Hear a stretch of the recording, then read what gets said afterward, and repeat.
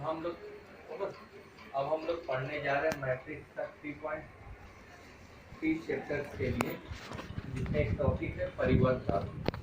परिवर्त आव्यूह या ट्रांसपोज ऑफ द मैट्रिक्स, ये होता क्या है ना, जैसे कि हम लोग का नाम से ही वाकिफ हो रहा है कि परिवर्त यानी कि परिवर्तन कर देना, चेंज कर देना, इंटरचेंज कर देना। कैसे इंटरचेंज करेंगे, इसमें होता क्या है, अगर कोई आव्यूह दिया गया है जिसे इस प्रकार का है तो इसको चेंज करके ऐसे कर देंगे।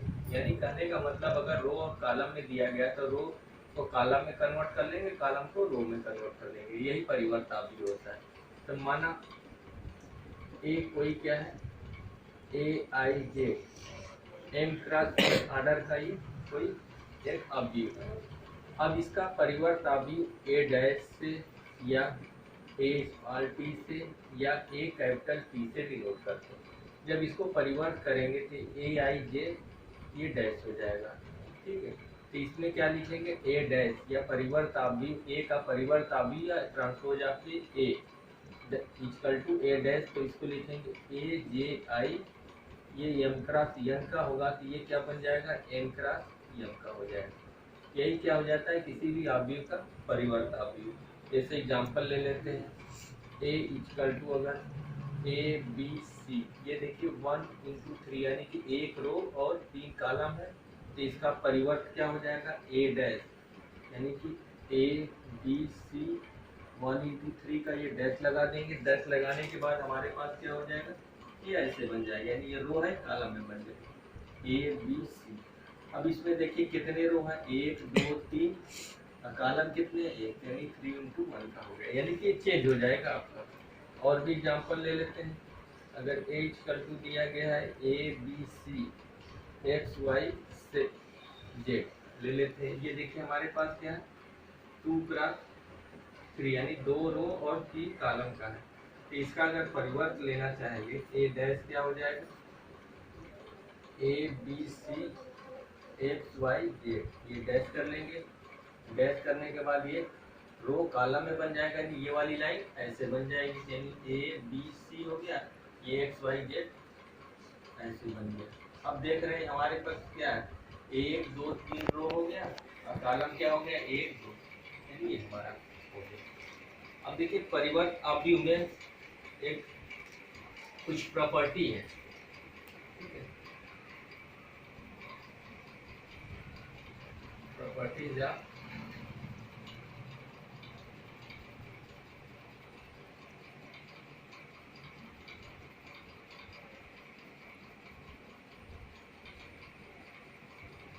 प्रॉपर्टी क्या है, पहली प्रॉपर्टी, अगर दो मैट्रिक्स हैं, अगर वो सेम ऑर्डर के हैं तो उनका सम या मतलब योग या अंतर का अगर परिवर्त निकालते हैं तो उनके अलग अलग परिवर्त के योग या अंतर के बराबर होता है। इसके बाद इसका नेक्स्ट है, अगर कोई परिवर्त आव्यूह है, कोई आव्यूह उसका परिवर्त लेते हैं, परिवर्त लेने के बाद अगर पुनः परिवर्त ले लेंगे तो वही चीज हो जाएगा। उसके बाद नेक्स्ट है, अगर कोई परिवर्त कोई आव्यूह है उसमें किसी स्केलर क्वांटिटी से गुणा करते हैं, ये मान लेते हैं के ए, अगर उसका परिवर्त लेते हैं, परिवर्त लेने पर क्या बन जाएगा, के इंटू ए डैश बन जाएगा।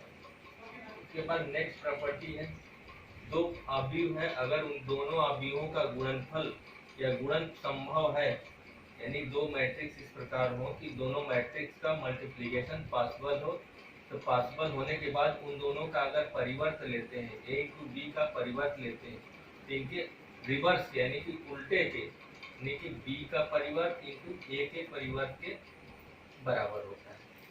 ये देखिए मतलब किसी परिवर्त आव्यूह की कुछ प्रॉपर्टी है इसके आधार पे। अब इसके बाद आता है हमारे पास सममित आव्यूह। सममित आव्यूह क्या है, यानी सिमेट्रिक मैट्रिक्स। सिमेट्रिक मैट्रिक्स क्या होता है, अगर कोई आव्यूह यानी आव्यूह करने का मतलब ये कोई वर्ग आव्यूह, माना ये कोई वर्ग आव्यूह है, यदि ए डैश इक्वल टू ए, तो ए एक सममित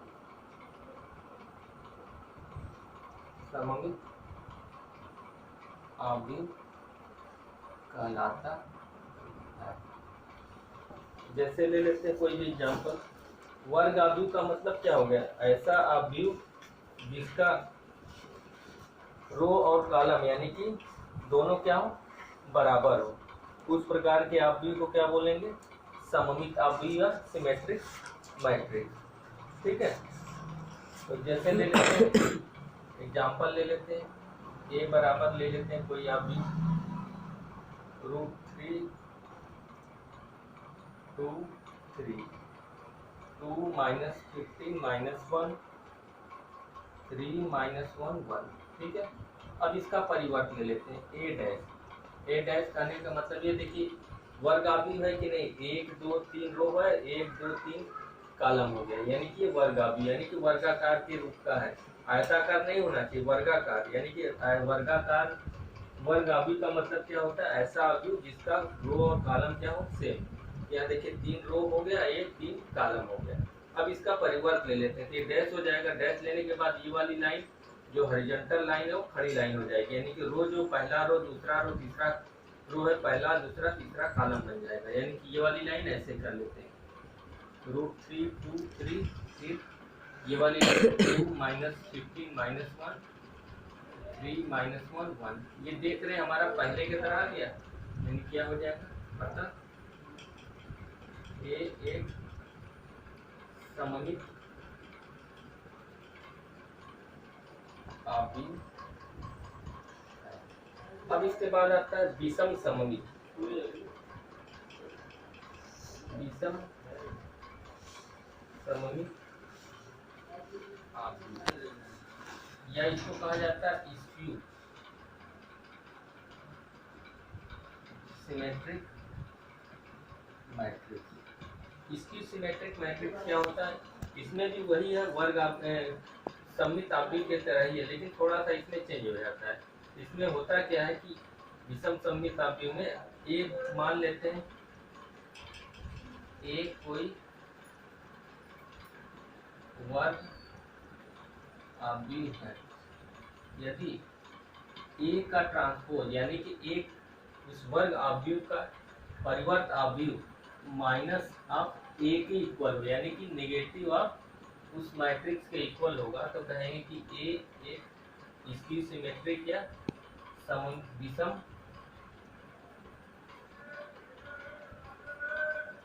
सममित आव्यूह कहलाता है। अब इसका एग्जांपल ले लेते हैं,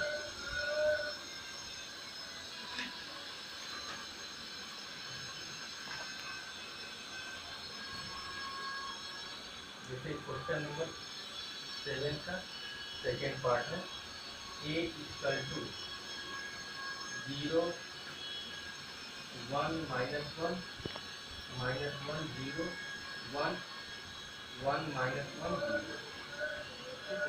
अब इसका देखिए अगर हम लोग लेना चाहेंगे इसका ट्रांसपोज ले लेते हैं। ट्रांसपोज करने का मतलब डैश लगा देते हैं, 0 1 -1 -1 0 1 1 -1 0 का ये डैश ले लिया। डैश लेने के बाद देखिए हमारे पास क्या हो गया, ये वाली लाइन, ये रो वाली लाइन, रो जो है वो कॉलम में बदल जाएगा, 0 1 -1 -1 0 1 1 -1 0। अब देखिए इसमें माइनस कॉमन ले लेते हैं, तो सब में माइनस हो जाएगा, मतलब चेंज हो जाएगा अंदर वाला साइन।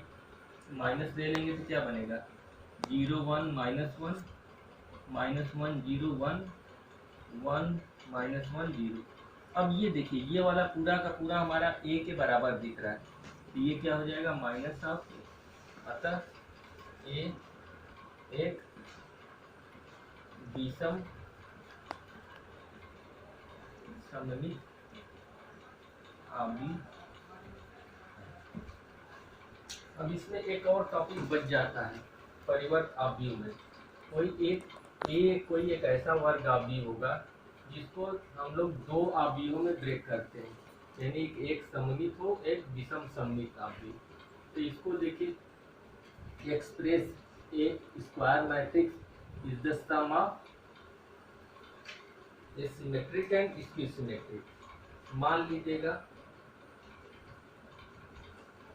ए एक वर्ग आव्यूह है। अब ए को देखिए हम लोग लिख सकते हैं ए प्लस ए डैश का प्लस ए माइनस ए डैश। अगर इसको एलसीएम ले लेंगे तो इस रूप में हम लोग ब्रेक कर सकते हैं। देखिए 2 एलसीएम हो जाएगा ए प्लस ए डैश माइनस ए डैश कट जाएगा, 2a/2 के बराबर आ जाएगा। तो इसको हमने इतना माना, यहाँ जहाँ ये ए बराबर है इसको लिख सकते हैं p प्लस क्यू। ठीक है, ये इक्वेशन नंबर 1 हो गया। जहाँ p क्या है,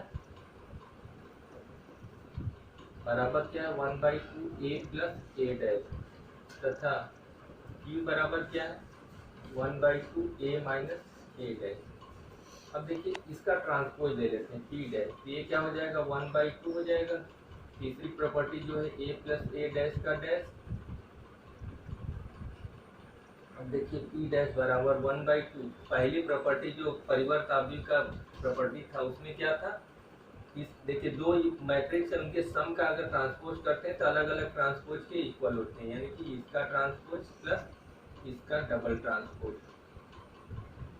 ये देखिए p डैश इक्वल टू 1/2, ये डबल डैश सेम हो जाता है, वही चीज हो जाता है। अब देखिए p डैश बराबर ये 1/2 a प्लस ए डैश। इसको हमने क्या लिख सकते हैं, यहाँ पे इक्वेशन नंबर 2 ले लेते हैं, इक्वेशन नंबर 3 लिख सकते हैं। समीकरण 2 से क्या हो जाएगा, ये हमारा किसके इक्वल हो गया p के, तो यहाँ लिख सकते हैं समीकरण 2 से p डैश बराबर p, यानी कि अगर ट्रांसपोज कर रहे हैं वही मैट्रिक्स कर सकते हैं p एक सममित आव्यूह। अब यहाँ पे q का भी इसका भी ट्रांसपोज ले लेते हैं, तो 1/2 a minus A dash dash. ये q डैश इक्वल टू 1/2 इसका डैश हो जाएगा, ये डबल डैश इसका करेंगे तो क्या हो जाएगा। अब देखिए q dash equal to 1/2 a dash minus a, ये डबल डैश ए के इक्वल होगा, जिसमें से माइनस कॉमन ले लेते हैं, a माइनस ए डैश। ये देखिए हमारा समीकरण नंबर 3 से क्या है, q के बराबर है, q डैश बराबर माइनस q। ये कहाँ से है, समीकरण 3 से। तब यहाँ पे कर सकते हैं q, देखिए किसी मैट्रिक्स का ट्रांसपोज लेते हैं, ट्रांसपोज लेने के बाद ये देखिए विषम सममित वाला, अगर उसका ट्रांसपोज क्या माइनस आप उस मैट्रिक्स के इक्वल हो जाए तो कहेंगे विषम। यहाँ पे देखिए q dash equal to minus q, तो ये क्या हो जाएगा q ए विषम सममित आव्यूह है। अब देखिए ये यहाँ पे समीकरण 1 को तब कह सकते हैं अगर ए कोई वर्ग आव्यूह है, उसको दो मैट्रिक्स में ब्रेक कर सकते हैं, एक क्या होगा सममित होगा, दूसरा क्या होगा विषम सममित। अतः समीकरण 1 क्या बन जाएगा, ए बराबर एक सममित होगा और फिर क्या होगा दूसरा विषम सममित आव्यूह।